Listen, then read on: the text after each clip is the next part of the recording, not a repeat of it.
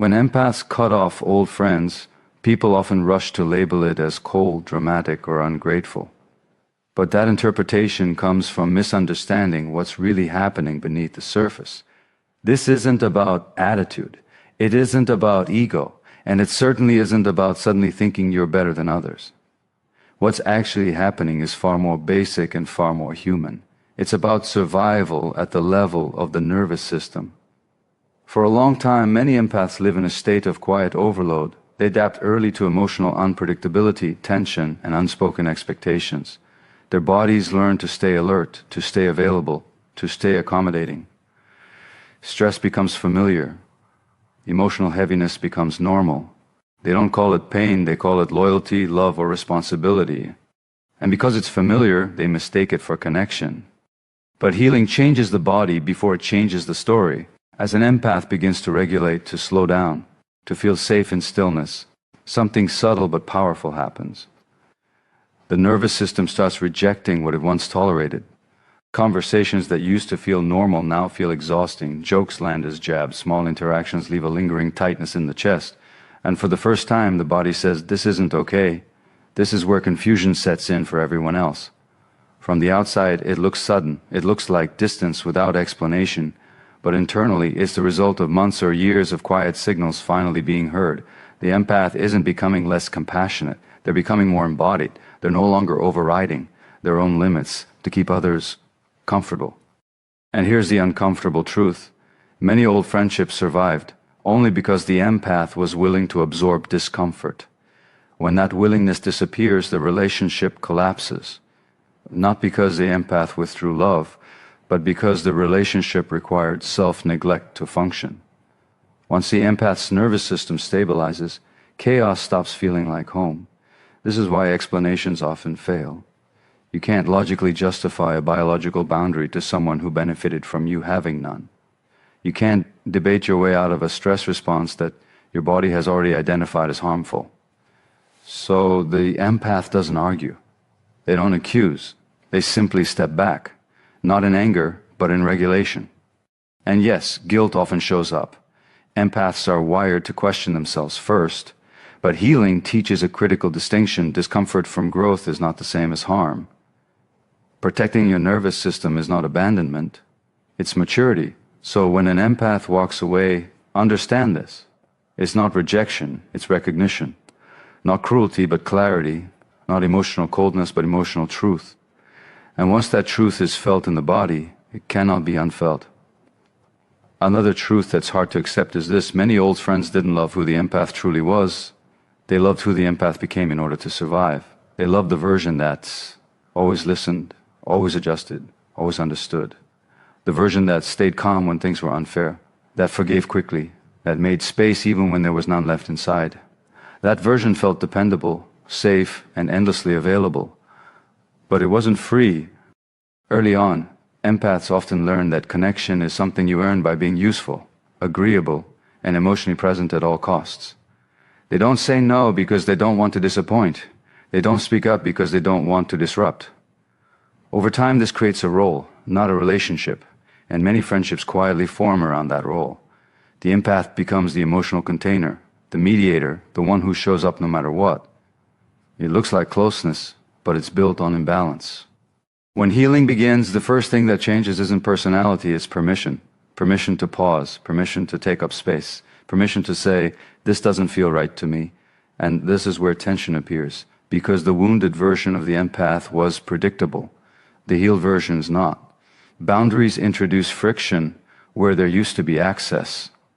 Old friends may say you've changed and they're right, but not in the way they mean it. What they're really saying is, you no longer operate in a way that works for me. The empath is no longer over-explaining, over-giving, or overextending. They no longer apologize for needing rest or distance.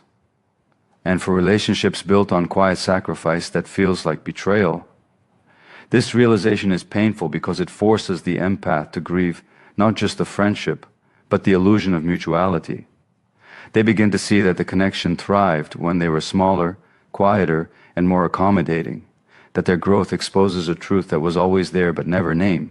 The relationship was sustained by their self-abandonment. Cutting off old friends in this phase isn't about anger or revenge. It's about clarity. It's about recognizing that love, which only works when you're wounded, isn't love that can follow you into wholeness. And no amount of history can justify staying in a dynamic that requires you to regress to be accepted. This is also why empaths often leave without dramatic confrontations. They understand, sometimes before words are spoken, that the other person isn't attached to who they are becoming. They're attached to who they were. So the empath chooses distance, not as punishment, but as protection of their growth. And in that choice, something profound happens. The empath stops trying to be lovable by being less. They stop shrinking to maintain connection. They accept that not everyone who walked with them through pain is meant to walk with them into peace. And that acceptance, though quiet, is one of the most powerful acts of self-respect an empath will ever make. As empaths heal, something shifts that's difficult to explain unless you've lived it. It's not that they suddenly become judgmental or detached, it's that their inner calibration changes. What once felt normal starts to feel noisy. What once felt tolerable starts to feel heavy. This is what creates that quiet distance with old friends, not conflict, not drama, but a subtle mismatch in emotional frequency. For a long time, empaths adapt to the emotional environment around them. They match tone, energy, and mood without even realizing it. If the room is tense, they soften. If someone is chaotic, they stabilize. They've been doing this for so long that they mistake adjustment for connection. But healing interrupts that reflex. The empath no longer automatically tunes themselves to everyone else. They begin to notice how interactions actually leave them feeling. This awareness can be disorienting. Conversations that once went on for hours now feel repetitive. Humor that relied on sarcasm or cruelty feels uncomfortable. Constant complaining feels draining instead of bonding. And it's not because the empath thinks they're above anyone. It's because their system is no longer built to survive emotional noise. It's built to seek emotional coherence. This is where the frequency mismatch becomes unavoidable. Old friends may still operate in patterns that revolve around gossip, emotional dumping, avoidance, or unresolved anger. The empath, now more grounded, feels the cost of staying in those patterns. They leave interactions feeling scattered instead of nourished. And over time, the body starts to resist going back. What's important to understand is that this mismatch doesn't mean one person is right and the other is wrong. It means they're no longer aligned. Growth has changed the empath's tolerance for unconscious dynamics. They can still see or still wish others well, but they can't stay immersed in environments that pull them backward. This is also why empaths often struggle with guilt during this phase. They wonder if they're being intolerant or ungrateful. But the truth is, alignment isn't about superiority, it's about sustainability. The empath has learned that connection should not require constant emotional translation or self-regulation on their part. Peace is no longer a luxury, it's a baseline. Distance, then, becomes a form of honesty. Instead of forcing themselves to stay engaged out of obligation, the empath chooses congruence. They stop pretending that shared history is enough to bridge a widening gap in values, awareness, and emotional responsibility. And here's the quiet strength in that choice. The empath learns to let go without needing to convince anyone. They understand that not every connection is meant to evolve with them. Some were only meant to exist at a certain level of consciousness. Releasing them isn't failure, it's recognition. Because when your inner world changes, your outer world must either rise to meet it or gently fall away. For a long time, empaths are praised for their loyalty. They're the ones who stay, who understand, who give people the benefit of the doubt long after others would have walked away. They hold space through inconsistency, excuses, and emotional imbalance, telling themselves that real connection means endurance. And at first, this feels noble. It feels like strength. But healing brings a hard and sobering realization. Loyalty without respect slowly turns into self-betrayal. Many empaths confuse staying with being good. They believe that leaving means they didn't try hard enough, didn't love enough, didn't understand enough. So they tolerate dismissive comments, emotional one-sidedness, subtle manipulation, or chronic disregard for their boundaries. They tell themselves it's just how the other person is. They minimize their own discomfort to preserve the bond. Over time, this creates an internal fracture. The empath remains physically present but emotionally erodes. When healing begins, the empath starts listening to what they once ignored. That tight feeling in the chest when their needs are brushed aside, the exhaustion after always being the one who checks in, the silence that follows when they finally ask for reciprocity. These aren't signs of weakness, they're signals of misalignment. And for the first time, the empath takes them seriously. This is where guilt intensifies. Choosing self-respect feels unfamiliar, even dangerous. The empath worries they're being selfish, dramatic, or disloyal. But self-respect doesn't demand perfection from others. It simply refuses patterns that require self-erasure. It recognizes that mutuality is not optional, and respect is not something you beg for. Cutting off old friends at this stage is rarely impulsive. It's often the final step after many attempts to adjust, communicate, and accommodate. The empath didn't leave at the first sign of discomfort. They stayed until staying cost them their sense of self. And when they finally walk away, it's not out of anger, it's out of exhaustion. There's a quiet courage in this moment. The empath chooses integrity over attachment. They accept that loyalty should not mean tolerating disrespect, emotional neglect, or being taken for granted. They stop sacrificing their inner stability to keep relationships intact. And that choice, while painful, is deeply corrective. This shift also rewrites how the empath understands love. Love is no longer measured by how much you endure, but by how safe you feel being yourself. Connection is no longer about proving worth through sacrifice, but about shared responsibility and care. Letting go of old friends in this phase isn't a rejection of the past. It's an affirmation of the present. It's the moment the empath decides they will no longer abandon themselves to be chosen by others. And that decision, once made, changes everything. One of the most misunderstood choices empaths make is choosing silence. From the outside, it can look passive-aggressive, avoidant, or even cruel. People assume silence means punishment. But for the empath who has reached this point, silence is not an attack. It's a boundary formed after every other option has been exhausted. Empaths don't start with silence. They start with explaining. They try to be clear, gentle, and fair. They choose their words carefully, soften their tone, and take responsibility even when it's not theirs to carry. They give context, second chances, and benefit of the doubt. Over and over, they communicate their needs in ways that protect the other person's feelings, often at the expense of their own. But something happens when those explanations are consistently dismissed, when boundaries are treated like inconveniences, when concerns are minimized, joked about, or turned back on them. At some point, the empath realizes that speaking isn't creating understanding, it's creating more emotional labor. Each attempt to explode and becomes another moment of self-exposure met with indifference or defensiveness. This is where silence begins to feel like the only honest response, not because the empath has nothing to say, but because they've already said it. Silence is chosen when words stop being heard, when communication becomes a one-sided effort to be understood by someone who has no intention of listening. And this silence isn't cold, it's intentional. It's the empath conserving energy, choosing peace over persuasion.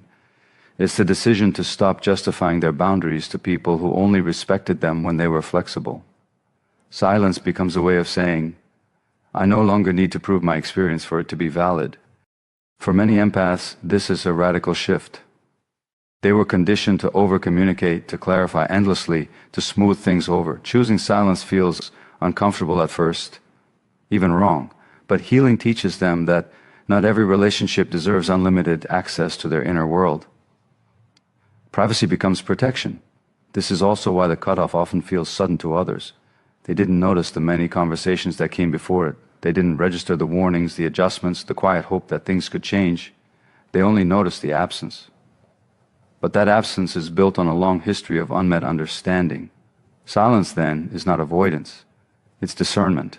It's the empath recognizing that continuing to explain themselves would mean abandoning their own clarity. It's the final boundary when respect has failed, and in choosing silence, the empath finally listens to the one voice they ignored for too long, their own. When empaths finally let go of old friendships, it can feel like stepping into an empty room. There's space where familiar voices used to be, silence where routines once lived. And for a while, That emptiness can be unsettling, but what many empaths don't realize at first is that this space isn't loss, it's invitation. An invitation for something truer to finally enter. For years, emotional space was filled with obligation, with checking in out of habit, showing up out of guilt, listening out of responsibility. There was little room left for curiosity, mutual joy, or emotional reciprocity. When those connections fall away, the empath isn't becoming isolated. They're becoming available for relationships that don't require constant monitoring or emotional translation. This is where real connection begins to look different. It feels calmer. Conversations don't revolve around crisis or emotional dumping. There's laughter without edge, silence without tension, presence without performance. The empath no longer has to prove their value by how much they give. They're appreciated for who they are, not how much they absorb. At first, this new way of connecting can feel unfamiliar. The empath may even mistake peace for boredom because their nervous system was conditioned to associate intensity with closeness. But over time, something deeper settles in, a sense of safety, a sense of being met, not managed. These relationships don't drain, they restore. Letting go of old friends also sharpens discernment. The empath becomes more selective, not out of fear, but out of wisdom. They notice how they feel during and after interactions. They trust those signals. They no longer chase connection that feels inconsistent or conditional. They choose people who show up emotionally, who respect boundaries without needing reminders. And this shift doesn't just change friendships, it changes identity. The empath stops seeing themselves as the one who must hold everything together. They stop defining love by endurance. They allow themselves to receive, sometimes for the first time, and receiving for an empath is an act of courage. This is why the cutoff, painful as it is, often becomes a turning point. It clears the emotional clutter that blocked authentic belonging. It creates room for relationships that grow with them, not around their wounds. It allows the empath to experience connection without self-sacrifice. People who enter after this phase often feel different. They don't need fixing. They don't demand emotional labor as proof of loyalty. They meet the empath where they are, not where they used to be. And in those connections, the empath finally understands that real belonging doesn't cost peace, it protects it.